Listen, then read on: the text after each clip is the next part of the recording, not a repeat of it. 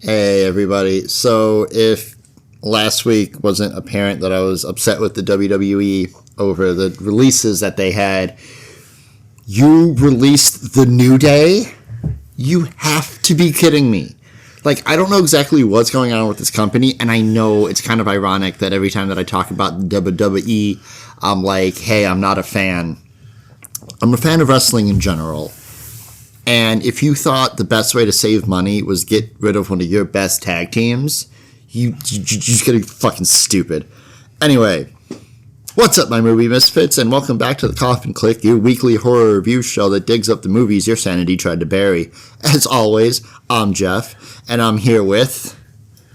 Juan. Justin, how's everybody doing? It's gonna be fun today. And we're here to guide you through the creepy, the campy, and the catastrophically bad. So grab your wrestling tights. Yeah. Embrace depressing wrestling tights. Tights. Oh god, yeah, we did just do tights last week, didn't we? Yep. Embrace yourself. Or don't. If you like what we do and you want to support us, greatly appreciate it. ProWrestlingTees.com/Koffin Click podcast, and BelaCon 5 is Saturday, June 6th. There'll be more info on that later. I don't know. I have it in front of me. And Not Jenner Tucky or whatever the hell you said last time. The Jatterday thing that I fucked up. Yeah, that'll be great. So this week, this was actually Justin's idea. So if it's bad, blame him. I'm joking. No. I mean, I can explain it if you want. Actually, yeah. Yeah, I mean, I just thought of a concept of, like, stuff so depressing that it's basically a horror movie, wrestling edition. 2 out of these 3 movies have to do with wrestling. The other one just has a wrestler in it. Wrestling. Yeah. And the WCCW. Yeah. Yeah. So, the movies we have this week are They Live, The Wrestler, and Iron Claw. The Iron Claw. So, which a lot of my notes are more about the wrestlers than the movies. Yes. So, And my notes are more about the movies than the wrestlers. fair enough. I actually had to circumvent some of my notes. I was like, these guys don't want an hour and a half clinic on fucking wrestling. So, I mean, it'd probably be fine, but... probably would be. Maybe next time. So, we're going to start off with They Live, which came out November 4th, 1988. This was directed by John Carpenter, who wrote it with Ray Nelson. And this really made the short story that I forget the title of, actually, that it's based off of. I do have that in here, actually. But, this movie only really stars 2 people. Actually, only 2 important people. Rowdy Piper, which is not his real name. You can look it up. I don't like calling him by his real name. Roddy Piper. Roddy Piper. There you go. Roderick Strong. Roderick Strong, yeah. Anyway, Roddy Piper. Roddy! He can't say it to himself, so that sucks. Well, he's also dead. No, I mean, Roderick Strong can't say, he can't scream Roddy like he does. I'm sure he can, just Marina would punch him for it. Probably. Maria, or just put him in a choke. No. Or something. Marina Shafir, yes. Not Shirakawa. Shafir. I've come here to... I was doing it for dramatic pause, but no, you're fine. I've come here to chew bubblegum and kick ass. And I'm all out of bubblegum. I thought that came from Doom. Not Doom. Duke Nukem. No. I thought it came from Duke Nukem when I was younger. So, No. But they just borrowed it. Piper's character never gives his name, nor is he referred to by name throughout this entire movie.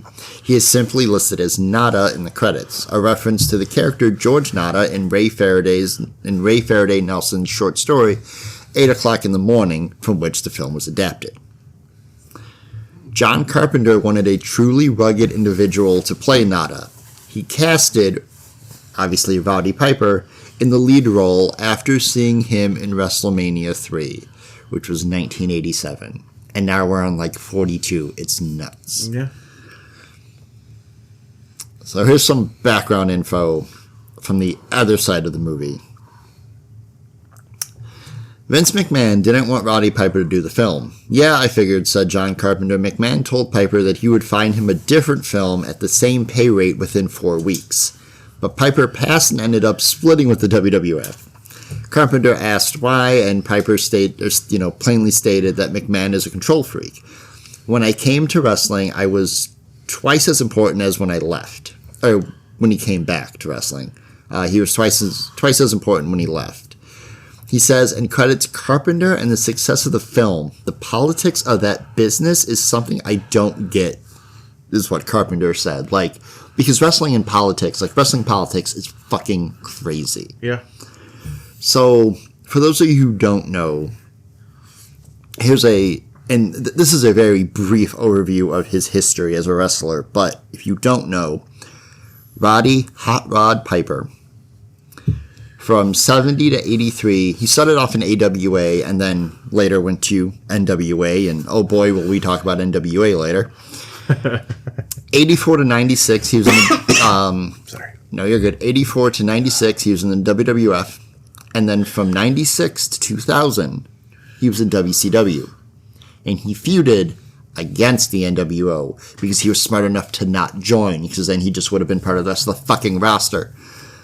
And then from 2003 until 2015, he was in the WWE. He had random appearances until he passed away at 61 years old, July 31st, 2015. So, some of his accolades in his career is he was one of, I want to say, the originals to have a wrestling talk show. Oh, yeah. It was called Piper's Pit. Yep. This is when they were fine and not every wrestler had one. But he was a 5-time NWA heavyweight champion, a 5-time NWA tag team champion. One of his tag team partners was Ricky the Dragon Steamboat. Yep. He was a 1-time NWA light heavyweight champion. Now this is where this gets weird. WCW United States champion, WWE Intercontinental champion, and then on Cyber Sunday became WWE Tag Team Champions with the man he feuded with in his entire NWA career, Ric Flair, to then lose those titles 8 days later to Rated RKO, which was Edge and Randy Orton. Obviously, I'm more on the wrestling side of things for these movies because given my history with wrestling. But this movie as a whole is really fucking good. And it's really relevant today with everything that's going on. I think no matter what time period you put this movie up against, it's going to be relevant because of all the background shit that's going on that we may or may not know about. And, you know, obviously there's a bunch of iconic stuff in here. But to me, just seeing Roddy with long hair is what creeps me out. Because I always saw him with short hair when I would watch, you know, the Vault stuff from the WWE.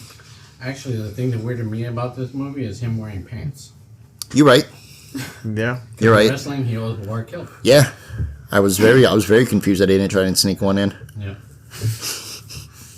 John Carpenter was like, everything but the kilt. Aw, damn, Letty. Actually, the funny thing is when they started fighting in the alley, him and his buddy, I was like, come on, man, where's the wrestling moves? Where are the wrestling moves? And then No, they're in there. And then because they were just trading punches at first, and then Roddy picked him up and did the suplex, yeah. Suplex. Yeah. I was like, there it is. There's the wrestling man. There he is. That's what I wanted to see.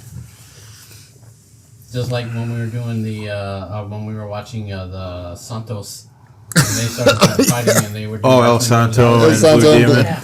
I was like, wrestling moves when you fight. That's what you got to do when you're a wrestler. And Blue Demon. Yeah, yep, Blue Demon, yep. So this movie, I gotta say that, like you said, it's very relevant because I don't think they actually do it the way they did in this movie, but I know at the time they made this movie, everybody was worried about subliminal messages and media and this and that, and like how people were playing records backwards and they were hearing that when they're talking whenever you play. Oh my God, Chicago kicks ass. Yeah, exactly. So, and then the message you would hear when you play your record backwards and all that kind of funny stuff. But so they were all. This movie was all about that, and then the like I said, and then the alien throwing that. I think they were aliens throwing that in the mix. How they were trying to control us and everything. You said conform and sleep and watch TV, and which is a lot of stuff that we do now. Like a lot of people are all about social media. So, like I said, this movie is very relevant. Just like you said, I said the same thing. I think the biggest message of this movie is just go outside and touch grass. Oh, yeah. Like, exactly. Oh yeah. Well, relevancy to today, yes. Go touch touch grass. it, don't smoke it. Relevancy, Unless you really like want to, then today side-wise, yes. Go touch grass. Because there's a lot of shit like the conform and white and black, where you'll just keep going. right. So yeah, go touch grass. That is very much so. Yeah. Or sit in some. Don't just touch it. Sit on. Yeah, no, exactly. Go have a good lounge. Yeah, look up in the sky. in Watch a the clouds. relatively decent lawn. Yep. But yeah, I mean, I like this movie a lot. I mean, you could probably remake this movie, because I know a lot of times I say that I hate remakes, but you could probably redo this movie again and like add more current stuff into it, like with the phones, and because they didn't have cell phones back then and stuff like that. There's a lot you could probably do with this movie to update it if you wanted to. But I'm just stuck on what wrestler they would get. Because, like, I think that would have to be your mainstay. Like, you'd have to have a wrestler. oh yeah, Roman.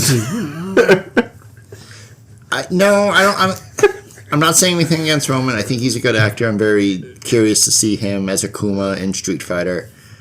But, like, I think for this, I think it'd be too much of an action. It would, no, not Roman. Nothing against the Tribal Chief. If they remade this today, it'd have to be Dave Bautista. Yeah. Oh, Batista? Yeah. Yeah. Does he still wrestle? No, he does not. He left a long time ago. Okay, that's what I thought. Okay. I have so far talked about Ric Flair, Randy Orton, and Batista. So you don't think Johnson would be good for this part? Who? The Rock? Johnson? No. God, no. No, you It don't would just want be the The rundown. Again, no. You know who also could do it?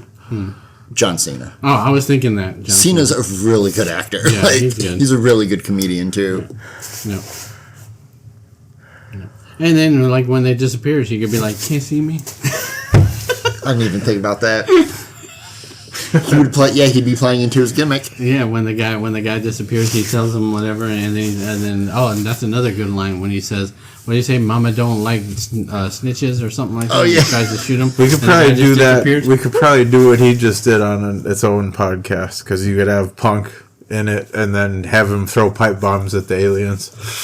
Like, there's all too many of those stupid pun things. You could Punk would walk in, sit down with a microphone, and the aliens be like, "Oh no, what's going on?" Justin, you got anything to say about this one? No, yeah, it's a classic. John Carpenter's the man. Yeah, no, I like this one a lot. It heavily inspired the way I am now with Sci-fi. relative cynicism and sci-fi and things. I gotta agree with you. Yeah, this you watch this movie and it's like, oh my God, Piper's right. Yeah. And then, not to cut you off, but we were talking about this earlier. I can just I watched the movie, but I can also just listen to it because of Keith David. Yeah, Keith David's also the man, and Roddy Piper. Oh, and the lady that's in this movie, I'm surprised she wasn't an alien, because her eyes, man, she has some crazy looking eyes. I know those are probably her real eyes, but she that has some was crazy that looking was eyes. the 80s in vogue thing, was for the actresses to have these Crazy eyes. I don't know about crazy eyes, but just I mean, color-wise, not like she looked crazy. I mean, like her eye color was really interesting. Yeah, that's what I mean. Like unique eyes, because like there's a lot, I can't think of them right now. Oh, Sean Young in Blade Runner and whatnot. She had like different eyes. That was like a thing they tried to do in the 80s for some reason. Seemingly to me, at least. But that's another thing that's cool if you think about it, because like even nowadays, well, actually I haven't seen it too much lately, but a couple of years back, I was in the mall one day and I saw this girl. I was on the lower level and she was on the upper level. I saw her and I just so happened to look at her and I was like, what the fuck? And I looked again. She had like cat eyes, so like they have the contacts in there. You know, oh yeah, she had the cat eye contacts. It's the first time I ever seen it, and it's so funny because she had cat eyes and she had wings on. She wasn't wearing all black. I think she was a goth girl. She was just walking around the mall with cat eyes, wings, black dress, just walking around like nothing, you know. Yeah. And I was like, it just totally caught my attention. I was like, I had to look. I was like, I tried not to stare, but I was looking. I was like, she got cat eyes. I was like, that's so fucking dope.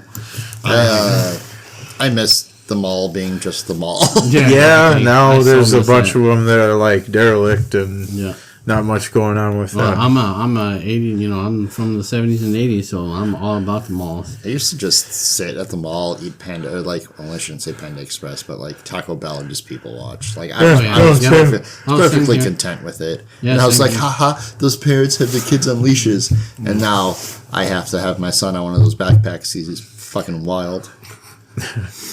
Yeah, no, I mean, I spent half of my mall time just looking at people watching too. So I agree for sure. But yeah, no, Keith David's freaking awesome, man. He's probably one of my favorites. I mean, just to go from, as a random thought, basically, to go from this to being the Arbiter in freaking Halo. Like, I love that, man. I remember playing Halo and, like, obviously not knowing anything about it except I knew the books. And just hearing the Arbiter being like, fucking Keith David. Yeah. Actually, speaking of the aliens, to bring it back to the movie, speaking of the aliens, so were they, like, is there anything on the internet about how they came up with the ideas? Were they supposed to be robots? Were they just... No, they're... Because they almost looked mechanical to me in a way, like when he would look through the glasses or the sunglasses and everything. Well, I mean, the black and white in the cinematography doesn't necessarily help with the robot thing. You're right. We're thinking they're robots because it's all black and white looking. Yeah, they looked more robot than... I mean, they did look like skeleton, like aliens, but they look like also like robots to me. The aliens are a race of humanoid skull-faced, I almost said shit-faced, sorry, a race of humanoid skull-faced invaders who have secretly taken over Earth, acting as a metaphor for the 1980s capitalist elite and political corruption. Yeah, there you go. Sounds about right. Damn right. And I there's two things, I mean, I don't really talk about this, like when we talk about these movies, and I feel like I should. Also reminds me of Illuminati and stuff like that. That's essentially, but there's two things I want from this movie. One, I want the Obey poster. Yeah. So I fucking love that, and I would really love the prosthetic or the mask of one of those faces. Oh, yeah, that'd be cool. You could always get someone to make it. All you gotta do is take the movie, pause it, take a screenshot of it, and then tell somebody, hey, make this mask for me.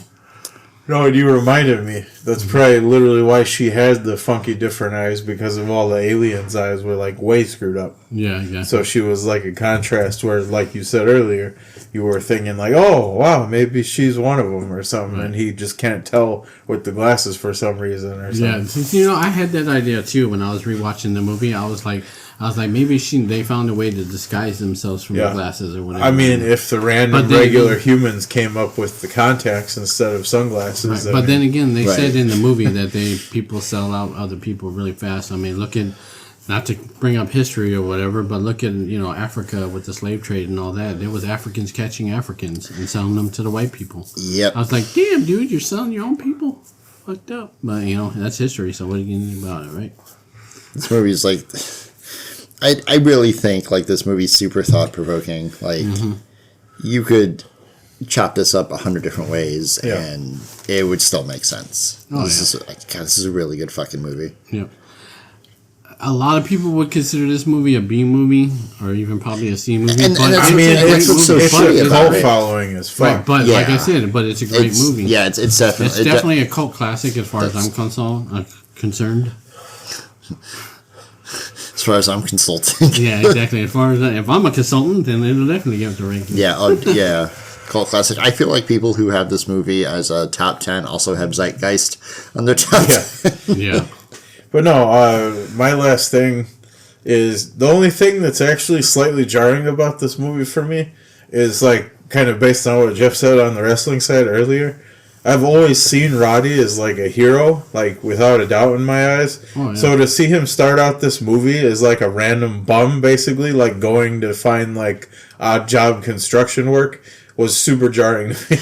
Well, and it's well, he gave me a Rambo vibe, you know, like well, a yeah, Rambo come in. same, but it's funny that you say hero because in the 80s he still is in my eyes, and there's only one, I think, a handful of other wrestlers that can come close to him. You can fight me in the comments.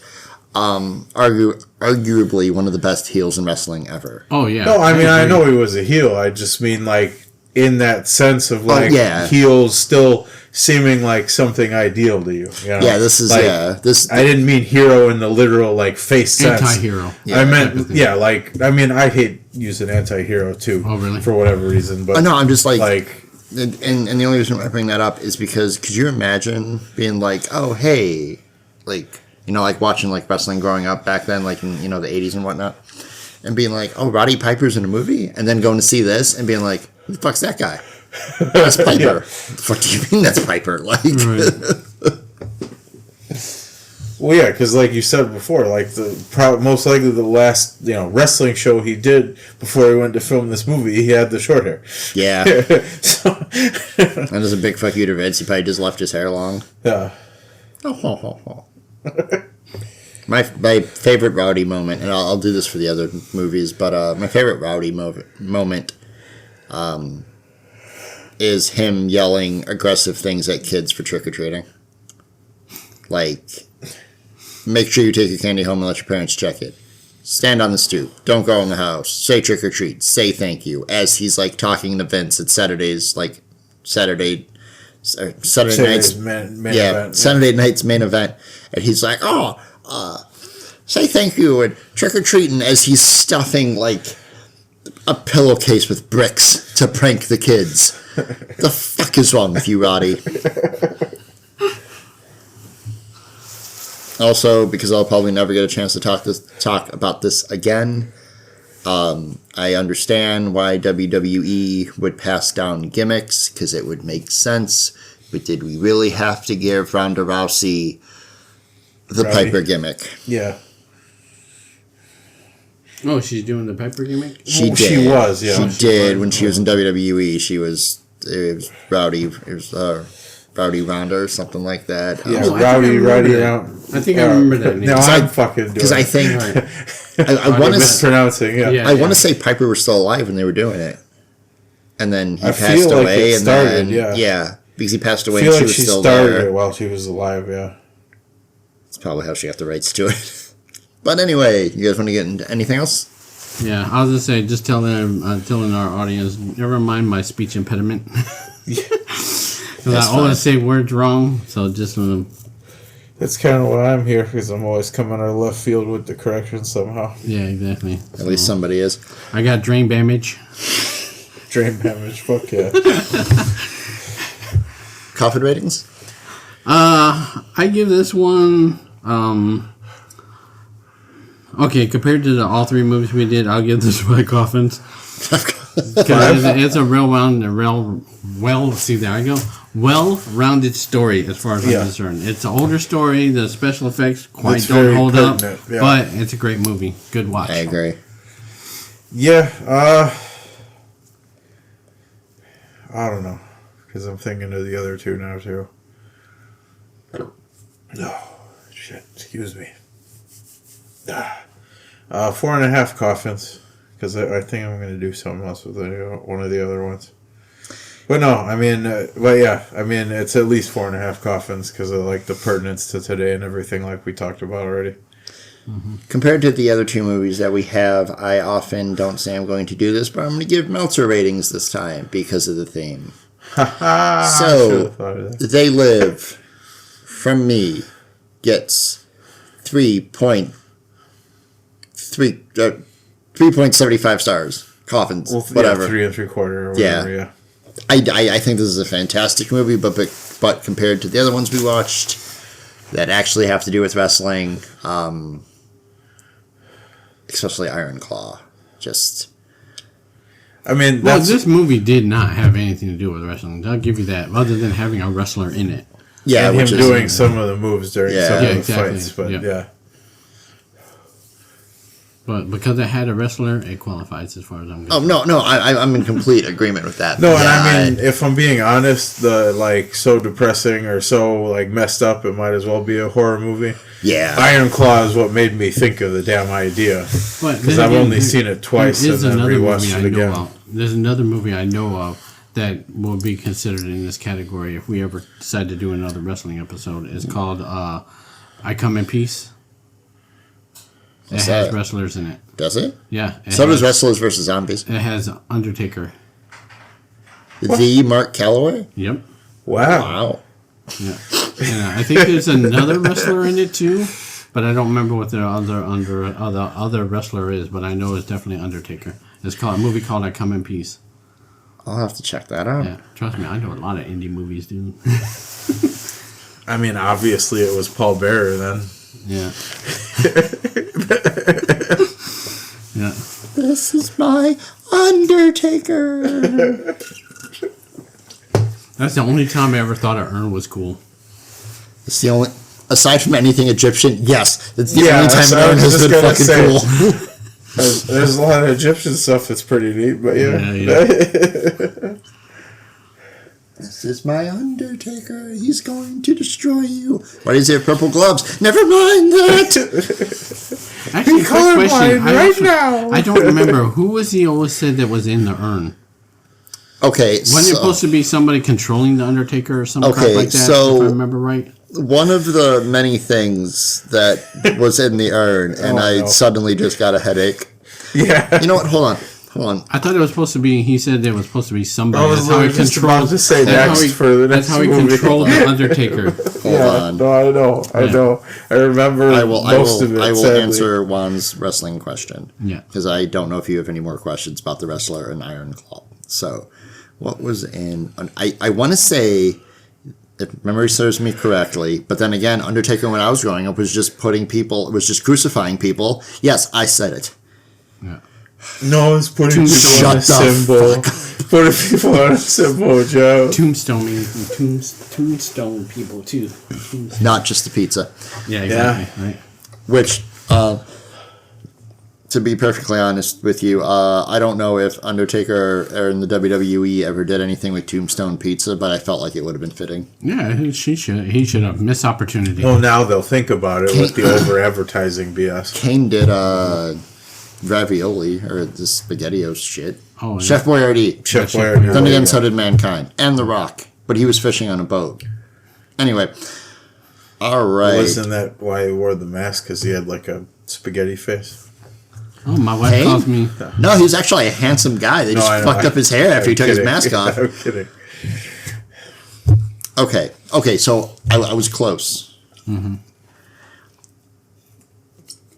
The Undertaker's The Undertaker's urn, famously carried by manager Paul Bearer, was a mystical WWE prop representing the source of the Undertaker's supernatural power and invincibility, even when he faced a fucking turkey. Anyway, while its contents were never explicitly confirmed, storylines and lore suggest it contained ashes, often hinted as being his parents or mother, or the dark energy / souls that fueled him. Right. Okay, I knew it was something like that. I thought it was his dad. I thought it was his parents. Because it's like... Well, I thought that, I kind of thought that too, because wasn't there a thing where he was always saying, your parents died in the fire, and then Kane came around? Yeah, I was going to bring that up. So, initially, everybody thought it was Kane that burned the house down, because, I don't know, his entrance was just fire. Right. And then, I believe... Undertaker came out and said that he was the one who set the house on fire because he wanted to kill his brother, but his parents died instead. So his ugly ass brother was still alive. Right. And then Kane met his best friend, a 5.5-foot man, a Chihuahua man by the name of X-Pac. I remember Xbox. And he had a voice box for a while. Oh yeah, I remember that too. And then he dropped the voice box because X-Pac told him, "You don't need that thing anymore." And he had nunchucks and drank Hansen's energy drink, which became Monster. And we almost had green cane, but they turned that down. That would have been fucking cool. And there's white cane in the Indies, and it's like cocaine. It's fucking wild. And Kane then gets so mad that he takes his mask off, and he's just a really nice-looking guy. And then he has a one-on-one. That I always thought was bullshit. That he took his mask off, or that the hair wasn't attached to the mask. Anyway, well, both that and he wasn't scarred. I was like, dude, at least put fucking prosthetics on his face. Yeah, he was a good-looking guy, and his barber fucked up his hairline, so it's fine. Right. And then he became governor of Texas or Tennessee or fuck ever. Something, yeah. Thank you. And and actually, a lot of people don't believe me when I tell them this. The reason why Kane wore a mask at first is because that's actually Undertaker's twin brother. Yes. Then they changed it to that fucking dude that's doing it now. Yeah, The and bald-headed then was doing it now. Yeah, was no doing longer. it. and Right. then when he took the mask off, Jim Ross had to sit down with him, and then he set JR on fire while Austin was in the ring yelling at Kane because I don't know who trained Austin for hostage negotiations, but it was for shit. And then Kane, I believe, shocked Shane McMahon's balls with a car battery. And after that, my memory's fuzzy. Anyway, we're moving on. That was way too much history. One more thing, and yes, everyone did hear me correctly. Yes, Undertaker does have a twin brother. Yeah. He is a twin. Just want to put that out there in the universe. Yeah. So, next up is The Wrestler, which came out December 17th, 2008. This is directed by Darren Aronofsky and written by Robert Siegel. This movie stars, sweet Christ, Whiplash, sorry, Mickey Rourke. Well, I mean, it was the same damn year, so you're not wrong. Yeah. Marissa Iron Tomei. Man and Wrestler. Marissa Tomei, who I believe is now the youngest version of Aunt May that we have. Yeah. Oh, yeah. No, So no, we've seen Jeff, Aunt May we're not naked? going to get into that whole silliness. So that means we've seen Aunt May half naked? Yeah. I mean, it wasn't half naked if you were paying attention to the Scorpion song at the end. Oh, But you're right. all right. yeah. You're right. That's unrelated to this movie. That's probably one of my favorite Scorpion songs. There's a Animal I Magnetism think the is a great soundtrack. song. I think the soundtrack for The Wrestler is really good, and we Yeah, don't the really talk soundtrack- about movie Yes, actually, soundtracks. I was going to mention that the song that first starts this movie off. I love that song. Quiet Riot. I like that Oh, song. Mental Health? Yeah, Yeah. Mental Health is a great song. Yeah. There are a handful of other people who make cameos in this movie, and all three got under my skin in a good way. Again, if you can't tell, big wrestling fan. So, I mean, all of us. He even went to Lucha. he did. During the CZW show, when he's talking to the guy in the back about what they're going to do for the match, I said that guy looks an awfully lot like Necro Butcher, because it was. And then when he goes before he screws the chick in the bathroom, when he tries to get back, when he tries to get back in. Mm-hmm. And he walks into R-Truth. Literally. And, right. And it's crazy to me that R-Truth in 2008 looks the same as he does now. Except just vaguely younger. Yeah, I don't understand it. But next to him, and I will admit, I did have to look this up because he didn't look familiar to me, but Yeah, I missed it too. the guy Thanks for standing telling me, next though. to him is Romeo Roselli. He is one half of the WWE tag team, the Heartthrobs, and that's where I ended that. So, actually, I'll let one of you guys go first for this movie. Hey, you want to go first? Yeah, I mean, this movie, I've seen it a good amount of times. I don't know, it just kind of like showed up in my younger days while I was into wrestling, obviously. Watching WWE when before it went turbo corporate or whatever the hell we're calling right now. But no, yeah, I mean, and I don't know, I never found it that depressing. I mean, it's sad because it's like his life is just shambling as the movie goes on, essentially. But like, it's pretty cool that it like comes forth as just like an alternate wrestler that never truly existed. But there's so many parallels to like, you know, other guys, even down to the way he decided to gig the piece of razor blade. Because I mean. That shit was wild. I was like, oh, he's juicing. And yeah, and I think the craziest thing about this movie overall for me is that I don't know if you noticed in the like opening credits bits or whatever, it was an award consideration movie in 2008 for all the movie festivals for that year. Yeah. So for Darren Aronofsky to have the balls to put a freaking wrestling movie as a please consider this for Sundance or French Film or whatever the hell festival is like amazing to me. Because I mean that's like a whole nother universe even compared to wrestling like as it sits professionally. Oh, 100%, this whole like yeah. you know film festival snooty weird thing where they like judge films and you know. And the other thing with that is like a bunch of these like award consideration films are all like, what the hell is this? What am I watching right now? You know, and this is not, but it was in that same vein of these other like crazy like award consideration films where people like never pay attention to them. It's just I don't know. That's like one of the neatest factors for me in this movie with this movie. No, I completely agree with you on that. To do this movie, and have as you know, as far as like. I understand the whole, wrestling's fake. No, it's not. No. Like, yes, in the ring, what they do, there is some stretch of the imagination, the things that they get away with, the things that, how they do them. Very talented. It's a very athletic sport. You have to have the athleticism. There's so much that goes into it. But what the real part is what they deal with when they're not in the ring. And I think this and Iron Claw show some of the best examples of that. And this movie in its entirety is just, if you even think wrestling is remotely like, oh, that's stupid, just watch this. Even if you don't like wrestling, just to know what these guys go through. And this is just, this story is technically just a part of a generation. Everybody that came off the 70s and 80s dealt with all this shit. Yeah. Yeah, their very own versions of the same things Mickey Rourke's character does. Yeah, just trying to stay relevant. Like, sorry, real quick. Okay. The scene that tears me up in this movie is when it's the fan fest and it's all the vets. Yeah, and it's just like, 7 people showed up.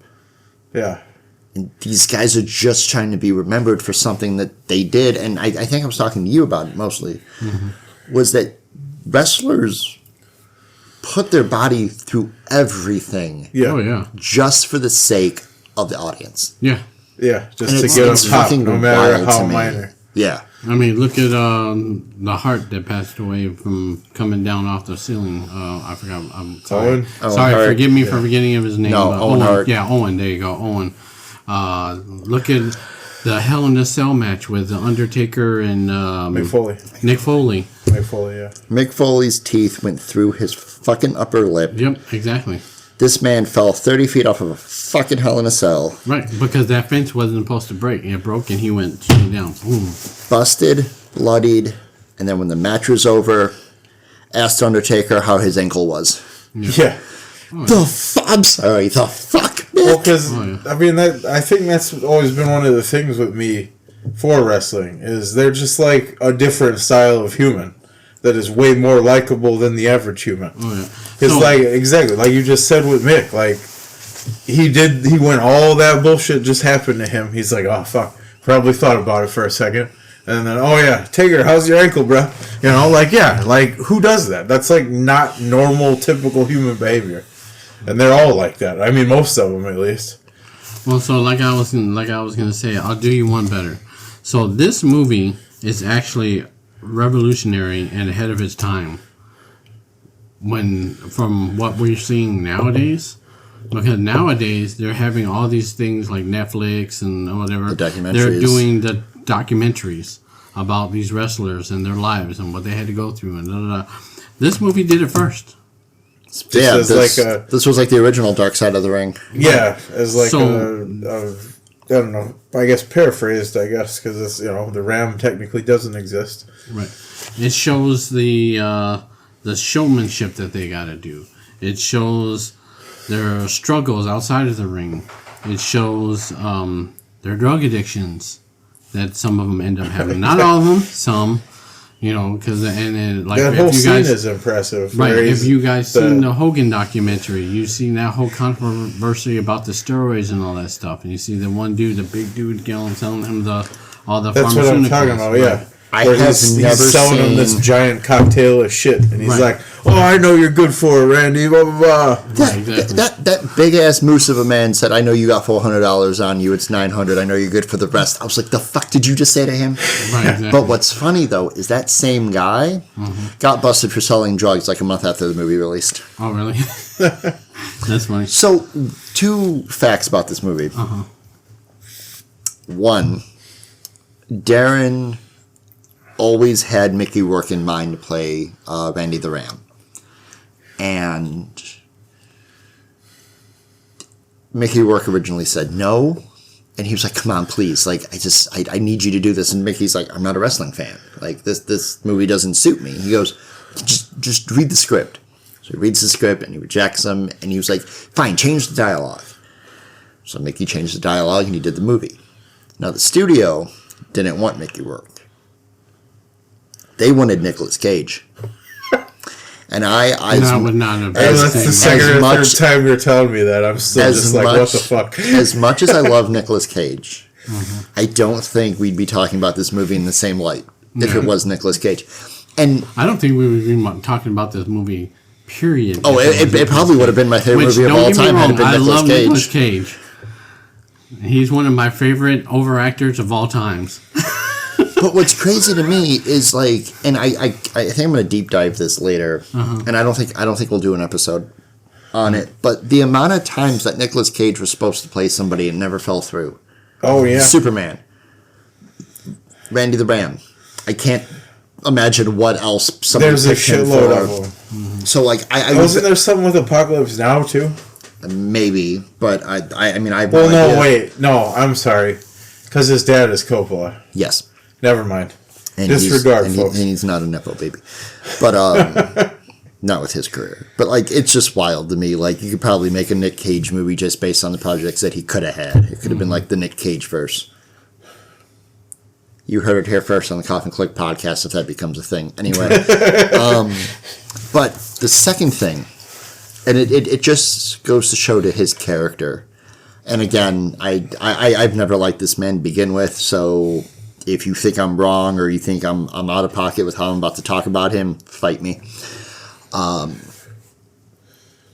Hulk Hogan went on a radio show or TV show or something like that. He had an interview. And he had said that he turned down the role of the wrestler because of, X, Y, Z reason. Mm-hmm. The interview came out. Darren immediately said, we never contacted Hulk Hogan. Yeah. I remember seeing that. Brother, why? Back in 07. Like, I don't understand that. Was, yeah. Like, why would you be like, oh, I turned down this because you weren't even fucking invited? Now, let me give you an idea. Okay, now can't say anything about Hogan, but no, I can for you, brother. Well, I know, but what I was gonna say though, let me tell you where you're wrong, brother. Right? No, for who I think would have been perfect for this movie if they would have got a real wrestler to do this movie, even though I probably would have hurt his career at the time. Macho Man. Macho Man would have been perfect for this movie, especially with the type of character that he was playing. I'd have to agree, but the only other wrestler that I would put above him for this would have been Lex Luger. Oh, yeah. Mm-hmm. I can see that too. Because if he would have had Ric Flair, it just would have been Nicolas Cage. Yeah.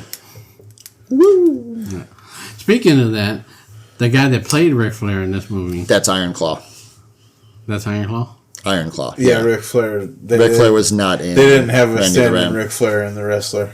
No. Oh, okay. That was Iron Claw. Oh yeah, you're right. That was Iron Claw. Never mind. Okay. Well, when we get to that movie, when we get to that movie, I'll talk about that. You're kidding me, brother. Yeah, sorry. There's no way Flair was in that. He was wrestling me in WCW, brother. So my other notes about this movie, or TNA. My other notes for this movie is that this movie was a really sad story for wrestlers. I mean, not all wrestlers live this life.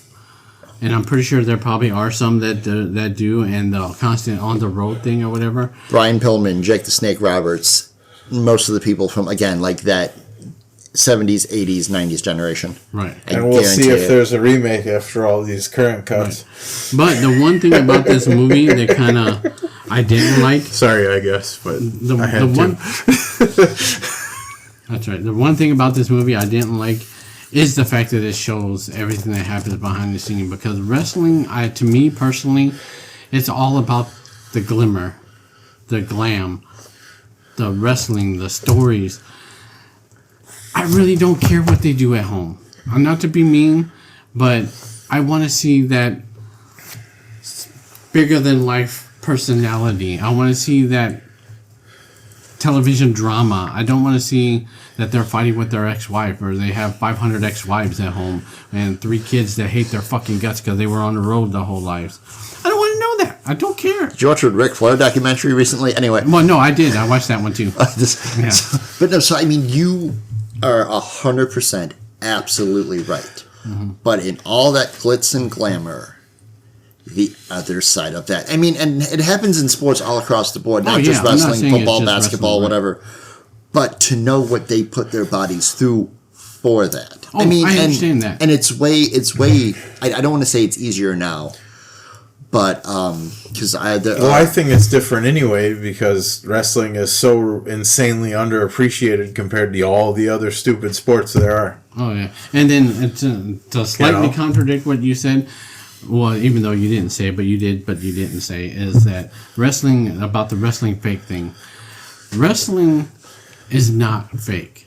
It's scripted. That's what a lot of people don't understand. It's scripted. It's predetermined, however you want to word it. Yeah, it or whatever. What they do in that ring is physical. Yeah. It's nothing fake about that. They do get injuries. If it was fake, nobody would get hurt. Nobody would ever. Yeah, and if you really pay attention, really pay attention, yeah, you can see that some of the moves they do, they protect themselves at the same time. But yeah, that's because they don't want to get injured. Just like a football player goes to play football and he wears pads. He wears stuff to protect him. He wears a cup. It's this and that. There's no difference. The only difference is in wrestling is they don't have pads and shit. When they get injured and stuff, they wear the tape and the stuff like that, but... And I mean, and again, you're absolutely right. And they don't wear a helmet. Go to a MLW show and watch Matthew Justice wrestle. Right. I'm so happy he's okay. Yeah, that was a nasty fucking fall. I can't believe we still saw that. Yeah. When we went to a wrestling match. Yeah. Take that for example. When we did our wrestling critique, when we went to that wrestling show. He slipped. He fell. He missed the table. And he was okay. There's no fucking fake shit to that. Maybe, because he definitely lost the match, but he was acting like he won. Right. Oh, yeah. He definitely acted like he won. Such good crowd work. Oh, yeah. And that's another thing, too. Like I said, that's the showmanship of it. People go to wrestling to see the show. They don't want to see, for example, when we were watching wrestling right now before we started recording, I was like, are they doing, Bex's Day shit? I was like, the vignettes. And I understand the promos. I understand that you want to learn the character. You want to get some nuance of whatever character you're rooting for, or villain that you're rooting for. But I mean, look at my boys. They fucking love Darby. Oh yeah, that's what I'm saying. I like Darby too now. I mean, Darby's one of my favorite wrestlers on the wrestler that you guys watch, or the wrestling that you guys watch. AEW. Well, Darby and the other guy, the guy that I told you looks like totally hillbilly or whatever. Hangman? No, he's like you said he has brothers in the wrestling, and his family does sell something else on the. I forgot what his name is. He wears the camo shorts all the time, right? Camo. Oh, Mark Briscoe. There you go. Mark Briscoe. was like, wait, you said family, sell You something. could have said Chicken Man, and I'd be like, Chicken best Man. friend's the There you go, real Chicken, Chicken Man, Chicken or Man. is it Mark Briscoe? Who knows? Yeah, No Mark one will Briscoe. ever know. Yeah, I like Mark Briscoe too. The only chicken never fight back. Right. Because you said family, sell, and I said, Cody doesn't wrestle at AEW. Right. Cody's gone, yeah. Yeah. The fuck? Well, he might be back. Who knows I now? don't mean he sell family, so that's not what I meant. I meant his family sells something else, and you said it was chicken. I knew it was something like that because you told me that. Like, oh, his family sells chicken. I was like, what? No, yeah, Also- he's a chicken farmer. Yeah, chicken farmer. There you go. Yeah. also, we watched When he's not wrestling, he's a chicken farmer. Yeah. Right. we watched 2 wrestling movies about wrestlers living their lives. Oh yeah. And Jimmy Hart was in neither of these movies? Yeah. Did it? And you said that stuff earlier with the like not caring about like outside of wrestling or whatever. Right. Something's been in the back of my brain for quite a while that I would love to be a fly on the wall at What's Roderick that? Strong's and Marina Shafir's house. No, I already told you. He's probably the little spoon. But exactly, I just want to know. Just like that, Bestest, not to get us off track. bestest ROH champion. But not to get us off track. That's the reason why I don't watch reality shows. Well, Because yeah, I've I was never like, watched I a don't reality wanna show know- in my life. I mean, if I want to know your private life, I'll meet you. I'll be your friend or whatever. Then I'll get to know you. But other than that, I'll do it the my normal way. I'll stalk celebrities- you online. I look at it like this. My celebrities, I want them to make great movies. I want them to, just like, okay, I'll take an example of Hulk Hogan. What Hulk Hogan did for the industry was awesome. I But can't, I really- as much as I hate him, I cannot deny that. Yeah. Right, exactly. And as a person, he's probably the biggest shitbag on the planet. But, He was.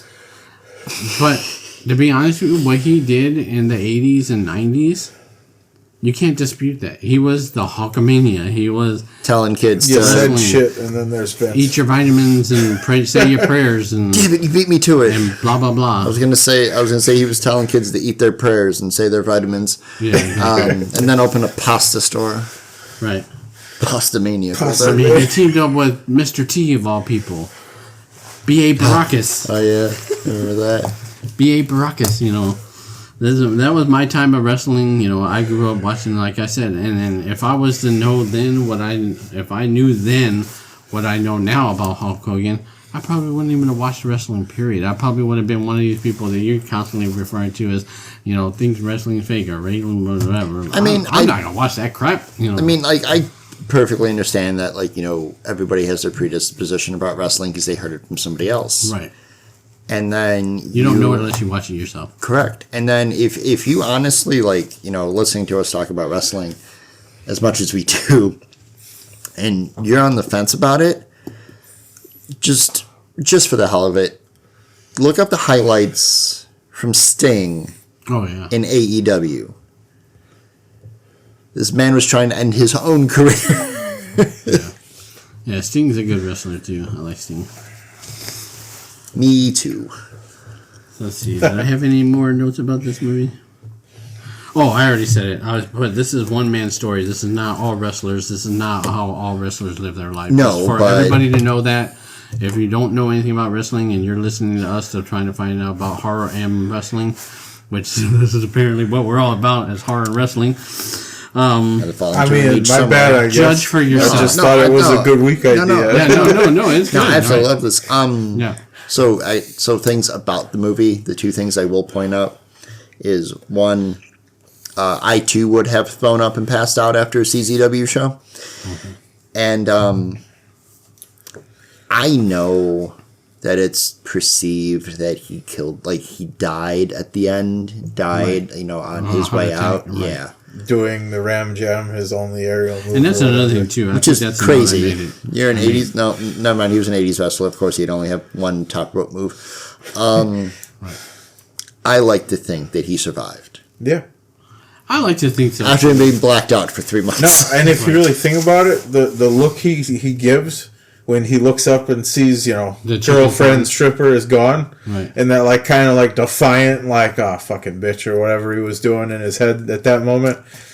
He probably did live, because he's like, I want to talk to this bitch and be like, where'd you go, dumbass? Actually, I got a different take on it. I got to take that, he just really, that's his life. That's what he lives for. Just like you said in the ring. Well, that's like the whole point of the movie. So basically, my life's all fucked. Well, at least I have this. Yeah, at least I have my wrestling. Yeah. Right. Exactly. But yeah, like I have me. This is how I live my life. This is what I am. This is what I do. I can make the joke about my figure being a $250 collector's item or whatever. I love when he gave her the figure. He was like, yeah, just don't let him sell it. It's a $300 collectible. Really? No. But yeah, no, I think Mickey Rourke, we can just get in the Koffin rating. I'm going to give this 4.5 coffins. I think this movie does a really good job of showcasing both sides of wrestling. Oh yeah. I'm in that aspect. I give it 3 coffins. Fair enough. Well, shit. This is my 5 coffins because it's the one I've seen the most, and I don't know. It's the one that I guess really? I vibed with. That's the word I would use as a movie. Yeah, the grit too. Yeah, I mean that was a big part of me kind of growing up is watching stuff. Mm-hmm. I mean it was all fucked anyway. I'd sneak away and see it on the cable and watch like Platoon when I was like 8, and then I joined the army. Who knew? Yeah, I wonder how. Right. I would say you watched Wind Talker, but that movie came way later. Yeah. Apocalypse Now. Yeah, any of the ones that were back, before. Platoon. 7-8 years after 89. Yeah. This is my rifle. This is my gun. One's for pleasure. One's for fun. Yeah, Full Metal Jacket's a great ass movie. Yeah. I don't care what anybody says. Yeah, that was a good movie. Who the fuck said that? Only 2 things come out of Texas: steers and queers. I don't see no horns on you, boy. Yeah.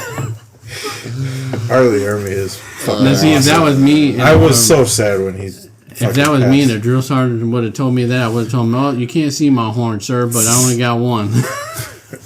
Yeah. Nice.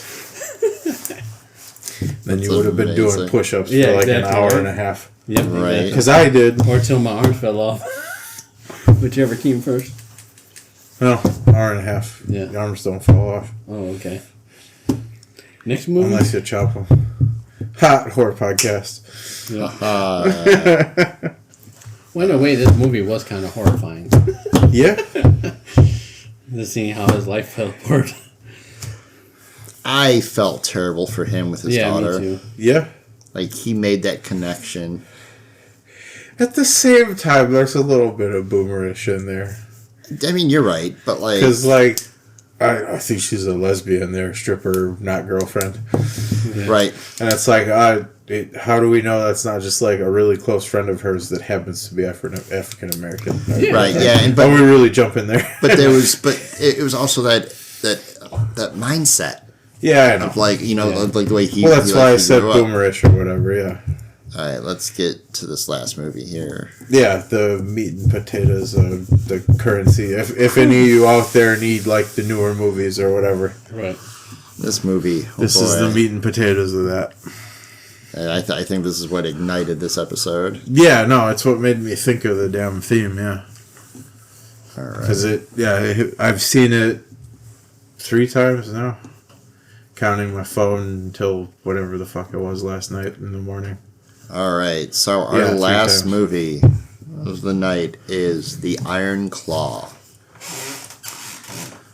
Again, oh boy, this movie came out in 2023. It's an A24 film, so I think the way they dealt with the death and the cinematography and everything else was amazing. I love A24 as a company. This movie stars just everybody. The bear. Yeah, I was... And again, we'll get into it, but that was the coolest introduction to a character ever. Actually, I'm sorry, let me back up here. This was directed and written by Sean Durkin. And this movie stars... I don't know where it went in my notes. This movie was also the first time I learned that MJF is Big Hebrew, not just because of wrestling. Right. Also because of movie stuff. That's very true. Holt McCallany, who played Fritz. Oh, yeah. Chavo Guerrero Jr. is in this as Sheik. Yeah. Which is wild to me. Jeremy Allen White, I believe is his name. Huh? Sounds right. Yeah, I just did. It's not Jeremy Allen Green, so. Haha. And then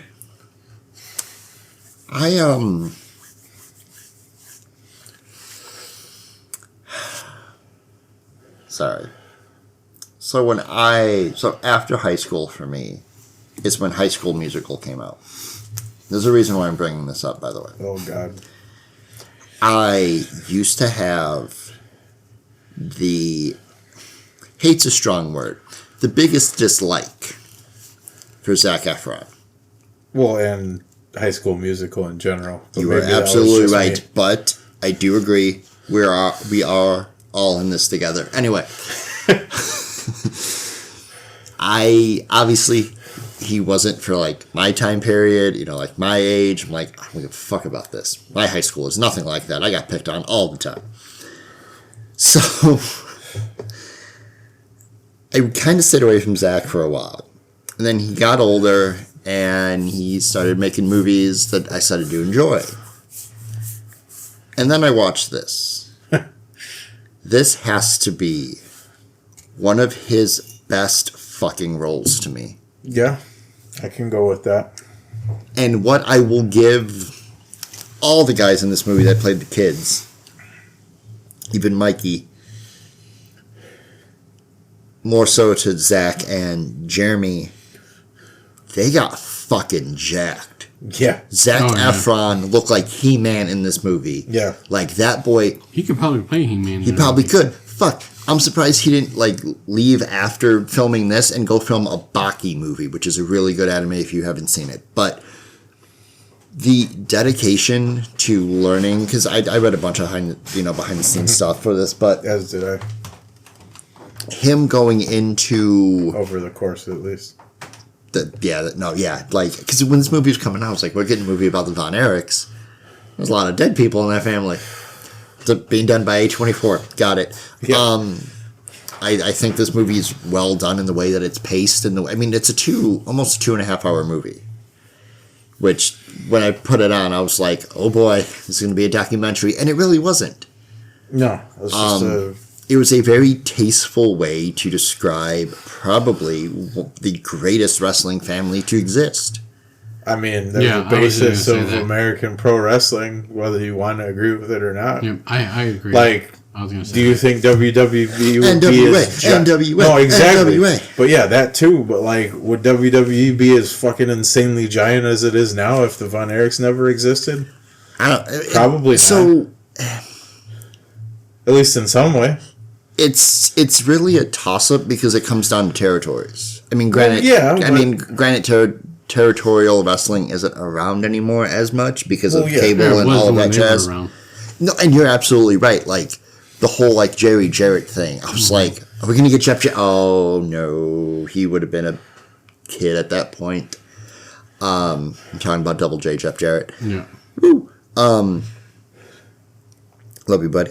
The human version of Al Kabong. Anyway, TNA. So sorry. There's a line in this movie that kind of stuck with me, and I was like, that's some shit. But if you didn't know his real name, the line would have gone over your head. I think dude's talking to Carrie, and he's like, yeah, that Jim Hellwig guy has got nothing on you. And I'm like, that's fucking Warrior. Yeah, Ultimate Warrior, yeah. I was like, you just name drop Warrior in this? That's fucking crazy. So it was Warrior, but whoa. And what a lot of people don't realize is between AWA and what this movie talks about, NWA and everything that, in the Von Erich's promotion and everything that they did, the amount of people that they had. Like, the guy who played Harley Race in this movie fucking crushed it to me. Seeing a lot of the older guys. Like, this movie was really fucking good in that aspect. And again, like The Wrestler, this shows, oh, hey, here's all the glitz and glamour. Here's everything that's going on behind the scenes. Yeah. And I love the pacing with Zach's character in that here's his life. Somebody dies. He meets the girl who's, he meets his wife or whatever. Somebody else dies. Here's him getting married. There goes David. And just this back and forth and how he just had to shift through life. And giving his son his actual last name, not the Von Erich name.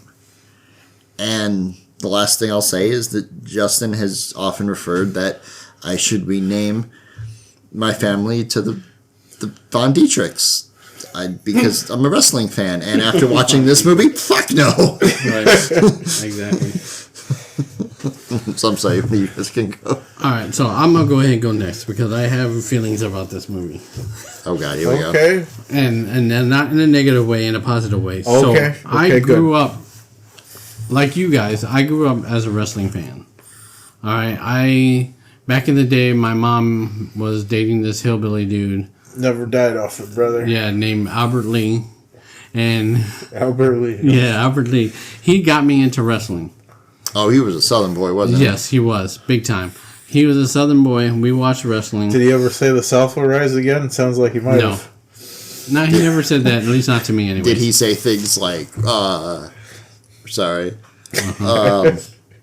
praise Dale, raise hell? Something similar to that. Something like that.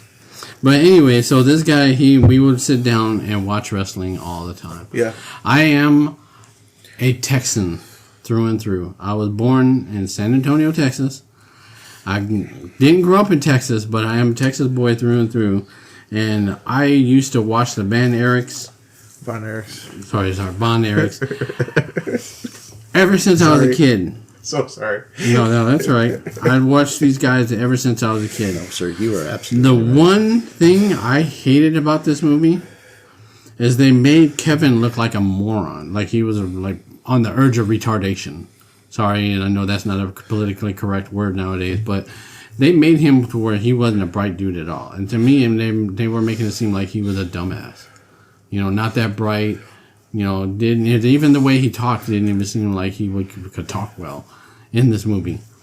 That's the one thing I didn't like because he was my favorite wrestler because he was all about the wrestling. He wasn't about the showmanship of it. He was there to make sure his brothers did a great job. He was there to make sure wrestlers looked good, which there are those wrestlers even wrestling nowadays. Their job is to make the people look good. Or the ones with personality or ones with characters or whatever. I have a recommendation. Yeah. By ROH. that too. Because Kevin is, he's an older guy now, but he's running his kids. Oh, yeah. His boys wrestle. Yeah. Oh, yeah. And Marshall. And they both wrestle with, do they both wrestle with no shoes on? Or is No. just Marshall. Just Marshall, okay. Yeah, And Ross has, Ross has the retro gear every time. Kind of like Carrie, I think. Right. Yeah. And see, that's another thing. That's part of old school wrestling. Yeah. Wrestling with no shoes on instead of those boots and stuff they wear. Well, yeah, Marshall, as far as current day, Marshall's the only one that kept it. Right. He would wear those shorts. From Kevin doing it. Those shorts things, and he wouldn't wear anything else. He didn't, like I said, he was there for the wrestling, I think. Yeah. But that's the one thing about this movie that I didn't like is they made him almost seem like he was the stupid one of the family. He had wrestling drilled into his fucking body because of his dad. Right, exactly. So, and then, they are a family of wrestlers. The irony of you saying that, like we were just talking about, Kevin's doing his thing, like with his two boys in ROH. Right. So it's like he's technically the smartest one because he lived and that's what I'm saying. He's running current shows. Right, that's what I'm saying. Plus, he took over the business for his father when his father retired. Yeah, he ended up selling it, but still, because he cared about his family more. And I can get why that irked you because even like a current interview of like older Kevin, like he's a very down to earth guy and like makes sense when he speaks. Yeah, exactly. Yeah. And they were in this movie. I took it. I had the impression that he wasn't that bright, which is not the case. Yeah, that's the only complaint I had about this movie. The rest of it is like I knew about the brothers passing away and stuff like that because wrestling gossip and lore and and the way people talk about them. Like you said, like I said. Other than what I just said about the last two movies, is you did hear about what happened with his family and stuff like that because they were a famous family, but it's because they were a wrestling family. Well, so I think the reason that the Von Erichs was well known even before this movie came out is because of like the train wreck factor to everything that happened with the family. Right. Like the average person looks at like all the things that happened to the Von Erich family, they're just like, holy shit, how? Right, exactly. The average person is like, that's just too much. Like, who would, have that much crap and think it would exist, Right. Right. And then the fact that the dad was, like I said, the dad was controlling. But, I mean, there's a lot of famous people that their dads are controlling. Yeah. And stuff like that. But he was a wrestler, too. So, I mean, he was wrestling before they wrestled. A wrestling family. But that's the one biggest complaint I had about this movie is the way they portrayed his character. Let's see, what are some other notes I got? Yeah, that one is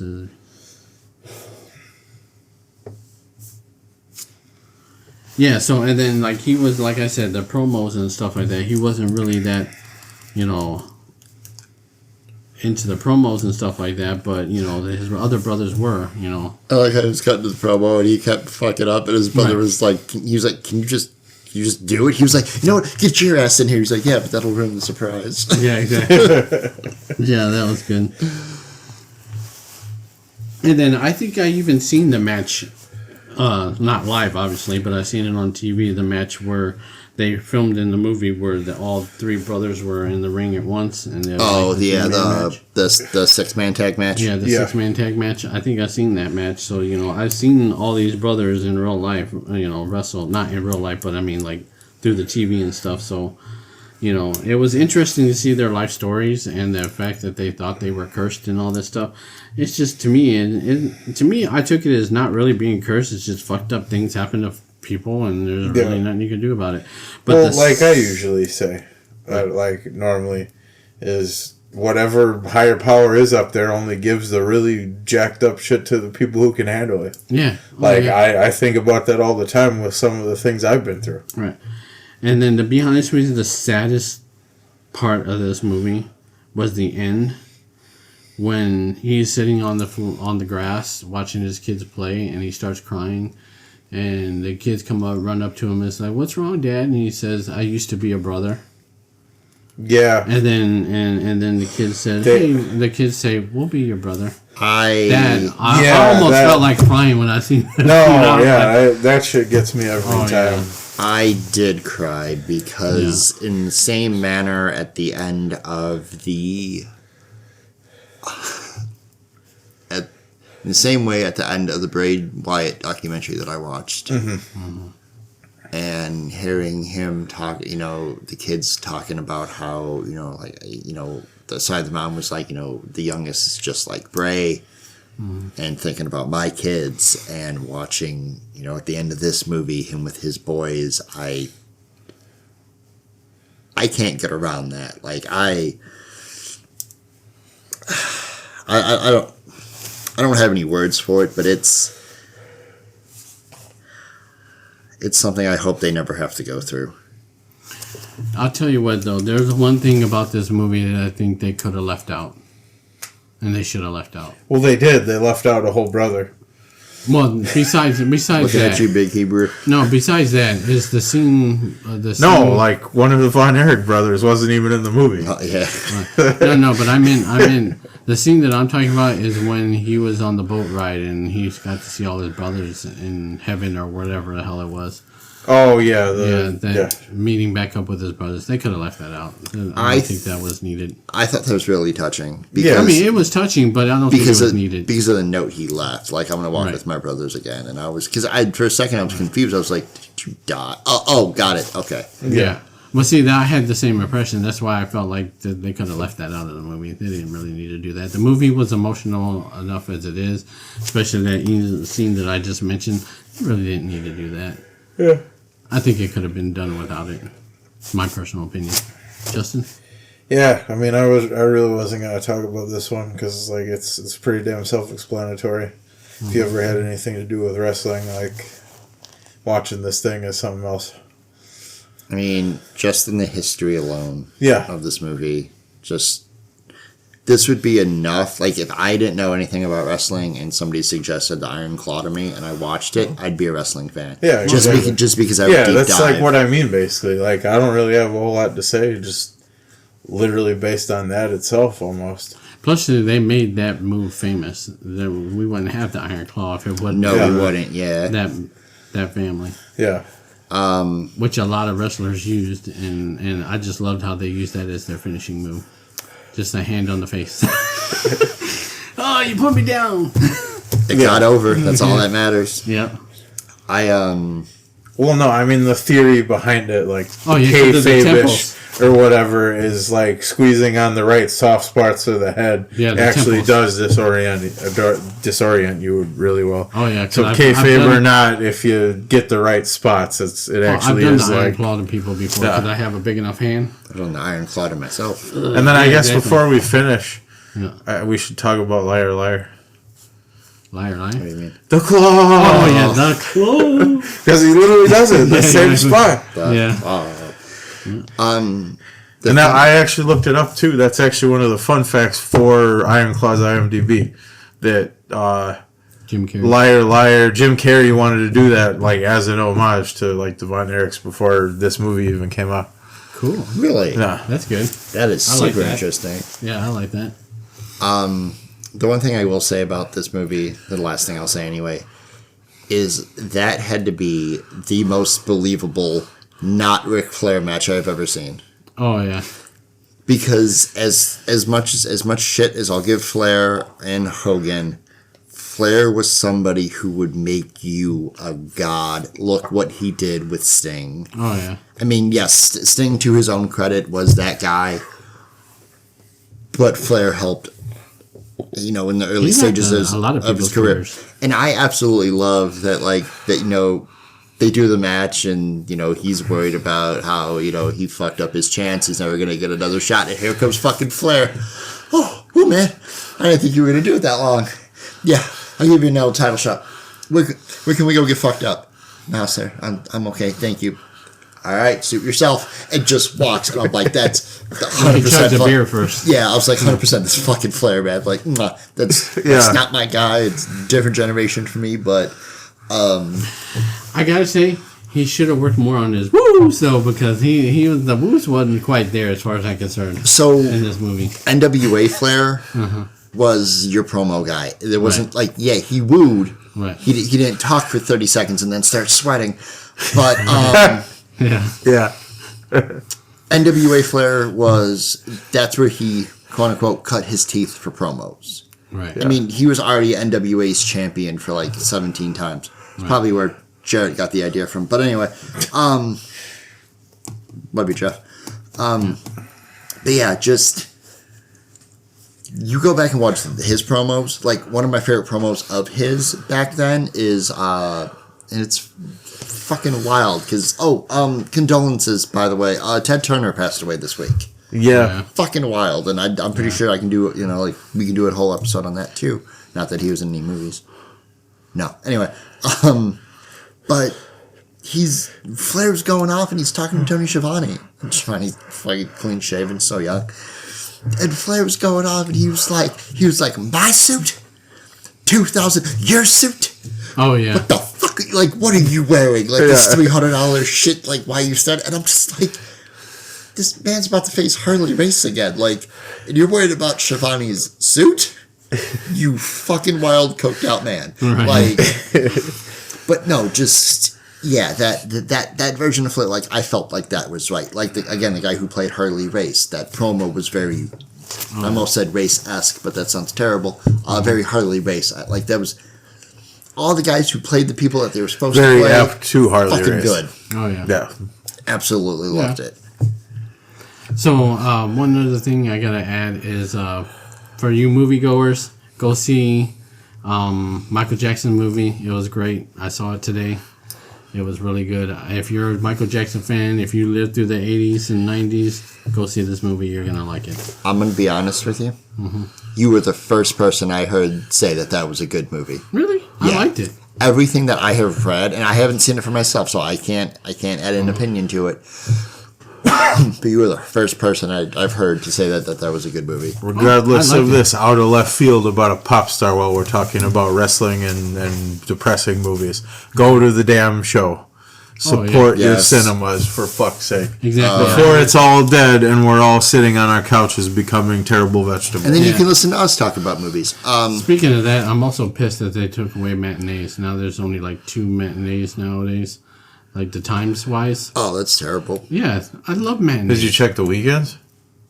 Yeah, there's only like nowadays there's only like maybe 11. I mean, I've seen several on the weekends recent. Well, on the weekends, yeah, but on the weekdays, because I like. That's the only time I'm thinking about a damn movie. There's too much shit to do during the week. Yeah, but still, I'm kind of disappointed. They're slowly leaking out matinees. I love matinees. I think I'm gonna attack on new movies that are coming out as a part of like the ending for this. I'm just gonna leave this bit in because I think it's worth it.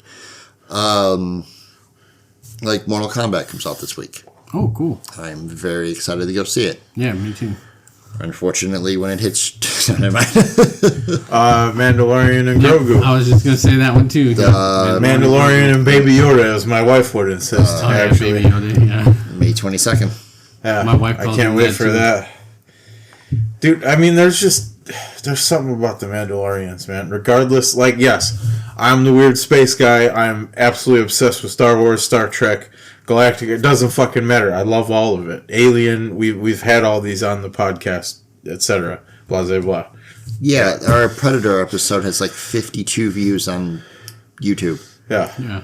None of our other episodes even come across being that high. And it's like there's just something about the Mandalorian lore. Because it's like, yes. This is the way. Yes, this is the way, indeed. But, like, you know, just like even the stuff that's, like, commonly talked about on the internet. Oh, you guys have lightsabers. Well, here's these giant bolt throwers that you can't block with a lightsaber. Yeah. Parry this, you casual, you know. Jesus. Take that, Stormtrooper. Yeah, and just, like, I don't know. I don't know. I guess I'm just getting into my whole, like, not really worshipy, but very into the history buff of warrior things. And the Mandalorian scratch every itch of that via Star Wars. I definitely agree. Well, 100%. But, yeah. All right, you want to get into Koffin ratings? Oh, yeah. Oh, yeah, shit. I thought we were like finishing or something for a second. Koffin ratings. I'll go first this time. Koffin ratings for me is, I gotta say, 4 coffins. Other than my gripe about Kevin, I have to give this movie 4 coffins because it told the story very well. I mean, there was no really bad parts about it other than the way they portrayed Kevin. I thought it was a great movie.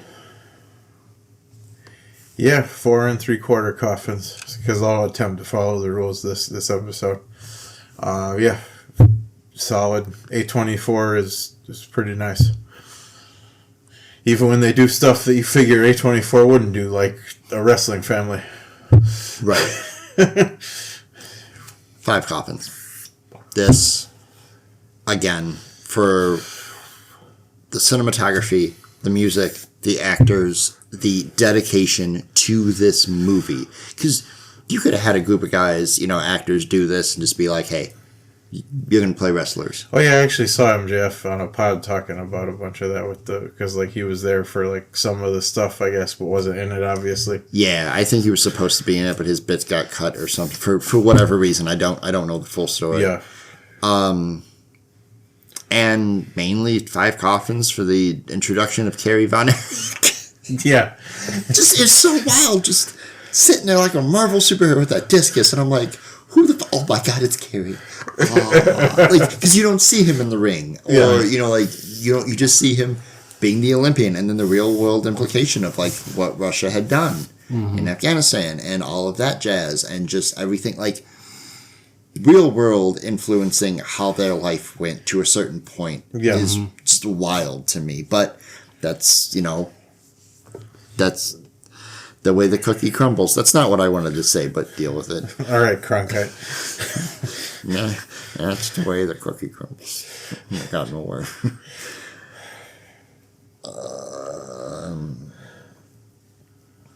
I know we're waiting on me. It's fine.